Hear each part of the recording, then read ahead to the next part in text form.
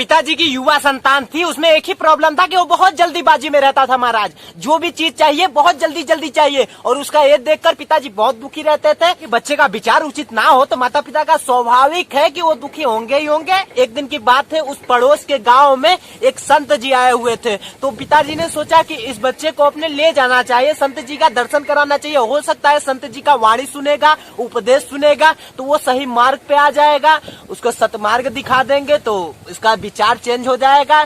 तो अब क्या हुआ, उंगली पकड़कर खींच कर ले जाने लगे पिताजी। नहीं जा रहा था, मन तो नहीं था उस बच्चे का। अब पिताजी कह रहे हैं तो उसे जाना ही पड़ेगा। गया, पिताजी बोले प्रणाम करो, प्रणाम किया। प्रणाम करने के बाद गुरुजी से कहने लगे, पिताजी महाराज मुझे आपसे कुछ निवेदन करना है।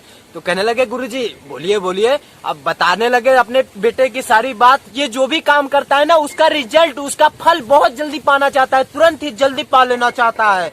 तो गुरुजी समझ गए बात को। अब क्या हुआ, समझ गए तो कहने लगे कि 2 दिन छोड़ दो अपने बच्चे को, आप चले जाओ घर। अब पिताजी गए, बच्चे को समझाने लगे, बेटा 2 दिन आपको रुकना पड़ेगा यहाँ पे। बेटे का मन तो नहीं था, पर पिताजी बोले तो उसे रुकना पड़ा। इंसान अपने संग जैसा संग चाहता है महाराज। कौन जाएगा साधु संत का साथ रहने, कौन जाएगा अच्छे लोगों के साथ रहने। अगर शराब पी रहा है तो शराबी के साथ आपको देखने को मिल जाएगा, अगर नशा कर रहा है तो नशेड़ी के साथ आपको देखने को मिल जाएगा महाराज। अगर बुरा इंसान है तो आप उसे बुरे इंसान के हाथ में हाथ डालकर चलते हुए देखने को मिल जाएगा आपको। संध्या हुआ तो संत जी गए बगीचे में भ्रमण करने के लिए, बच्चे को साथ ले गए। तो वहाँ पे भ्रमण कर रहे थे तो उन्होंने उस बच्चे से पूछा, बेटा तुम्हारे पसंदीदा फल क्या है। तो बच्चा का जवाब दिया, महाराज मेरा पसंदीदा फल है आम, मैंगो। कहने लगे, बेटा ठीक है, तुम्हारा पसंदीदा फल आम है तो आप देखो वहाँ पे एक पेड़ है आम का, उसे तोड़ कर लाओ एक फल को। तो आज्ञा का पालन किया, गया तोड़कर गुरुजी को लाया। गुरुजी ये, तो गुरुजी कहने लगे, बेटा इसे छील दो। अब छील दिया। छीलने के बाद गुरुजी कहने लगे, इस गुठली को आप जमीन में बो दो। क्या करो, जमीन में बो दो बेटा। तो गुरुजी का बात मानकर वो बच्चा जमीन में बो दिया। गुरुजी और उस बेटे को एकांत में ले जाकर एक जगह बैठ गए गुरुजी। अब 10 मिनट हुआ तो गुरुजी कहने लगे, बेटा सुनते हो क्या, मेरे पास आओ। तो अब कहने लगा, जी गुरुजी बोलिए। कहने लगे, बेटा जो तुमने गुठली बोया है जमीन में, तो जाकर वहाँ पर देखो क्या वो उपजा है, क्या वो अंकुरित हुआ क्या। वो मन ही मन में बोल रहा था कि महाराज ऐसे कैसे हो सकता है, अभी तो 10 मिनट हुआ है बोए हुए जमीन में, तो अभी कैसे अंकुरित, अभी कैसे उपज सकता है महाराज। अब गया, गुरुजी का बात माना, गया देख कर आया। महाराज जवाब वही था, गुरुजी अभी उपजा नहीं है, अभी कहाँ उपजा। बोले बेटा 10-20 मिनट और रुक जाओ।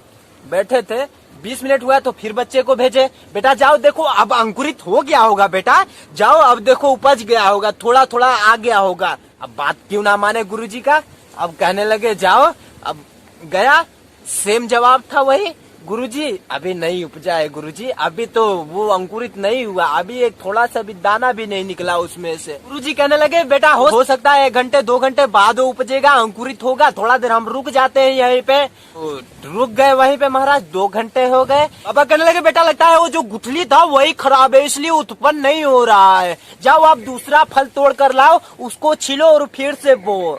तो उससे रहा नहीं गया, वो बाबा को जवाब दे दिया, बाबा सुनते हैं क्या मेरी बात, आप जो कह रहे हैं जो बीज बोए हैं क्या तुरंत ही उत्पन्न होता है क्या। आप इतने ज्ञानी हैं, आप इतने संत हैं, ये दुनिया आपको जानती है कि आपको ये भी नहीं पता है। किसान अगर कोई चीज बोता है जमीन में तो उसे उत्पन्न होने में बहुत टाइम लगता है, उसे प्रतीक्षा करना पड़ता है, उसे वेट करना पड़ता है। किसान अगर जमीन में कुछ फसल बोता है तो उसे उपजने में, उसे अंकुरित होने में थोड़ा टाइम लगता है, उसके फल के लिए उसे प्रतीक्षा करनी पड़ती है, थोड़ा टाइम तो लगता है, वेट तो करना पड़ेगा ना महाराज। आप ये क्या हमें बार बार भेज रहे हैं। महाराज कहने लगे, अरे बाबरे मैं भी तो तुझे यही समझाना चाहता हूँ ना, जो इंसान बोता है उसे अंकुरित होने में थोड़ा टाइम लगता है, थोड़ा समय लगता है, मैं भी तो तुझे यही समझाना चाहता हूँ ना। आजकल का व्यक्ति अगर कोई काम करे ना, कोई बिजनेस करे ना, उसमें प्रॉफिट ना हो ना तो उस काम को छोड़ देता है, उस काम को छोड़कर कहीं और शिफ्ट हो जाता है। भाई तेरे कंपनी में काम करूंगा, तेरे यहाँ काम करूंगा, अगर वो ज्यादा पगार ना दे ना, थोड़ा प्रॉफिट ना हो उसको ज्यादा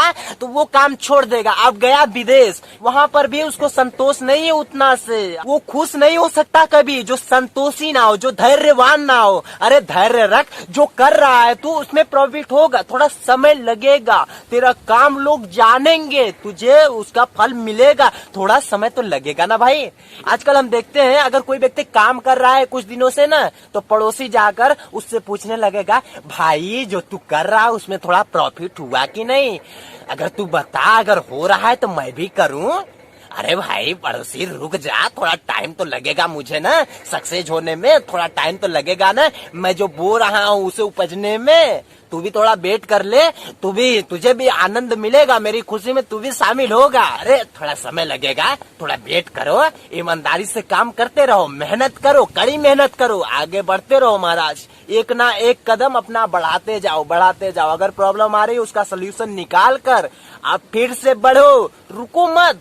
रुक गए तो महाराज कभी वहां मंजिल तक नहीं पहुंचने वाले, कभी नहीं पहुंच पाओगे आप। अगर किसी के बहकावे में आ गए, अगर किसी के बातों में आ गए, तो ये दुनिया क्या चाहती है कि मेरे नीचे ही वो व्यक्ति रहे, कभी आगे बढ़े ही ना। तो महाराज आपको क्या करना है, उनको बातों को यहाँ पर धारण नहीं करना है, यहाँ पर धारण नहीं करना है, इससे सुनना है, इससे निकाल देना है। जो कर रहे हो उसको करते रहो, उसमें आपको फल मिलेगा, फल मिलेगा, आपको सम्मान भी बहुत ज्यादा मिलेगा, इज्जत भी मिलेगा। तुम्हारा जो वीडियो में ये कहना था, वीडियो को लाइक कर दीजिएगा, चैनल को सब्सक्राइब कर लीजिएगा। मिलता हूँ वीडियो तक के लिए, शुक्रिया। धर्म को आगे बढ़ाइए, सब्सक्राइब कर लीजिएगा। जय हिंद, जय भारत, खुश रहे, दूसरों को भी खुश रखिए।